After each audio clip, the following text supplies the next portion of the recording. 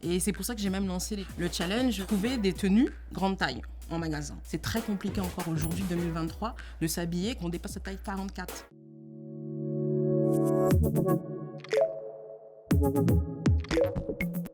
Bonjour, c'est Maya Curvy, créatrice de contenu plus size sur les réseaux. Je vous souhaite la bienvenue sur Papillon Action.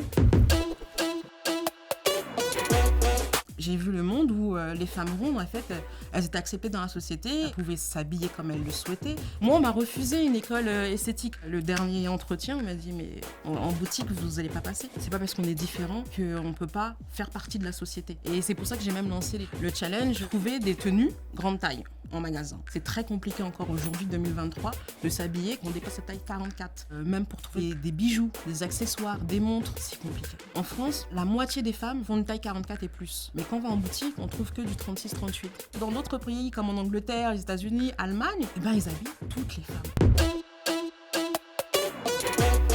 Quand je propose aux femmes de s'aimer, de s'accepter, d'être belles à travers des vêtements et pas chercher à se cacher derrière un vêtement, des fois on me le reproche. Tu te rends pas compte, l'obésité c'est une maladie, comment tu peux faire la promotion? Je fais pas la promotion en fait. Je dis juste en fait que tu peux être tel que tu es, t'aimer, t'accepter et prendre plaisir à t'habiller. Et je me rappelle encore quand Nike a fait du plus size et tout, dans les vêtements de fitness et tout, ça a fait polémique. Parce que pour eux, c'est faire la promotion de l'obésité. Mais au bout d'un moment, stop, vous voulez quoi? Comme je dis, vous voulez qu'on vive dans une cave et on se cache. Tant qu'on ne fait pas une taille 38, on ne sort pas. On a le droit d'avoir des vêtements colorés, des motifs, des fleurs. La nuit, impossible de dormir, je fais de la fièvre, mon bras est double de volume, il me fait mal. Oh, mais c'est véridique, hein. Je vais aux urgences, j'arrive, l'infirmière me reçoit et elle me dit « Mais vous avez déjà pensé à maigrir ?» Mais voilà, c'est plus facile de juger sans connaître. Une fois, j'avais des problèmes de dos également. Elle m'a dit « Mais il faut faire un bypass, madame. C'est normal que vous ayez des problèmes de dos. » Je dis « Mais... » Et j'ai dit « Pour mon dos, on fait comment en fait ?»« Ah bah, faut maigrir, hein. » Elle m'a donné du Doliprane. Je suis partie en pleurs. Moi, j'ai des abonnés, il y en a une, la dernière fois, elle m'expliquait qu'elle voulait chercher à avoir un enfant, à tomber enceinte, et elle n'arrivait pas. Et on lui a dit, bah, c'est normal, vous êtes grosse, madame, il faut perdre du poids. Donc pendant 1 an, elle s'est battue pour perdre du poids. En fait, elle avait des problèmes hormonaux, et en fait, elle était stérile. Mais voilà, c'est régulier, ça. C'est souvent comme ça. Ah non, mais on a trop d'anecdotes, nous, les femmes rondes, niveau santé, hein.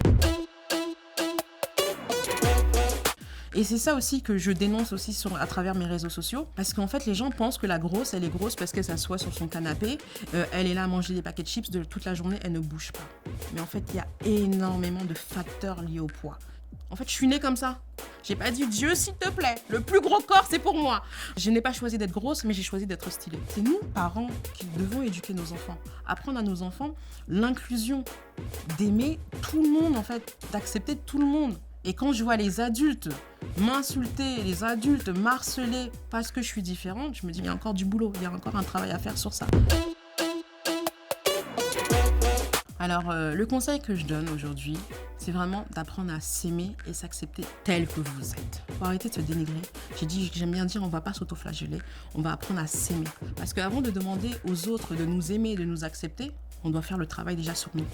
C'est le plus important.